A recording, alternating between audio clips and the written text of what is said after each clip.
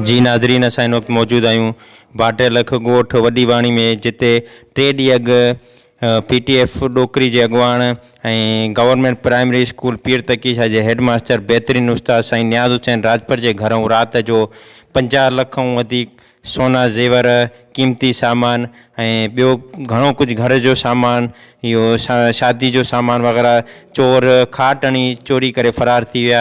हिननि जो वधीक छा चवणु आहे, अचो हिननि खां वधीक वीचार। उस्ताद आहियां गवर्नमेंट प्राइमरी स्कूल पीर तकीशा जो हेड मास्टर आहियां।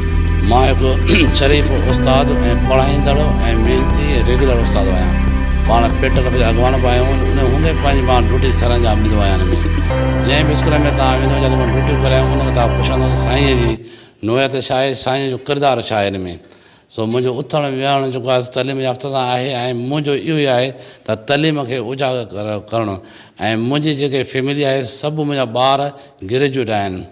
सो मूंसां इंसाफ़ कयो वञे ऐं मुंहिंजी जेका चोरी थी वई आहे, सो तक़रीबन मुंहिंजे बचनि जी ऐं मुंहिंजी इहा महिनत आहे हिन में, हक़ लाल जी रोज़ी आहे हिन में। तक़रीबन मुंहिंजो आहे 35 खां 40 तोला सोन वियो आहे। ऐं इन में मुंहिंजो हिकु लाइसेंस जो रिपीटर आहे, उहो वियो आहे।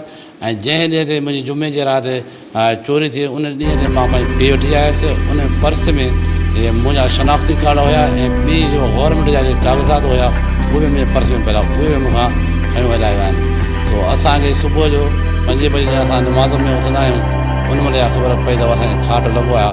पोइ असां इहा कुझु जेको आहे पेरा खयासीं। पेरा खणंदे में जेको आहे सो रोड मेन ते पहुतासीं। पोइ उते जेको साइकिल मोटर हुननि जे पेरा ॾिठा त बीठल हुई, पोइ उहे साइकिल मोटर ते चढ़िया हलायो आहे। असां सां जेको आहे मुहतरम जेको आहे जनाब हिज़बुल्लाह ख़ान बुगियो साहिबु MPA, ऐं उनजो जेको आहे सो पुटु आहे अमर ख़ान बुगियो, मोहम्मद अली उर्फ़ अमर ख़ान बुगियो साहिबु जन, इन्हनि असांखे वरी हेल्प कई आहे। ऐं उन्हनि DSP साहिब खे, SHO साहिब खे हिदायत कई त हीअ उस्ताद शरीफ़ आहे ऐं इन जो तदारुक कयो ऐं इनखे चोरी तव्हां वापसि कराइजो। उन तहत हुननि फ़ौरन इहो क़दम खयूं। जेको आहे फिंगर प्रिंट वारा बि घुरायूं, उहे बि असांजा थी विया आहिनि।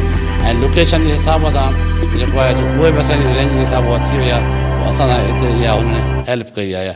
हाणे मां पंहिंजे वस वारनि खे, आला ऑफिसरनि खे इहा ई मां अपील कंदुमि त मूं ग़रीब उस्ताद जो तदारुक कयो वञे ऐं मूंखे पंहिंजो जेको सामान जेको चुरायो वियो आहे उहो वापसि कराए। वधीक ख़बरुनि ऐं अपडेट्स लाइ ॾिसंदा रहो सिंध न्यूज़ वेब TV।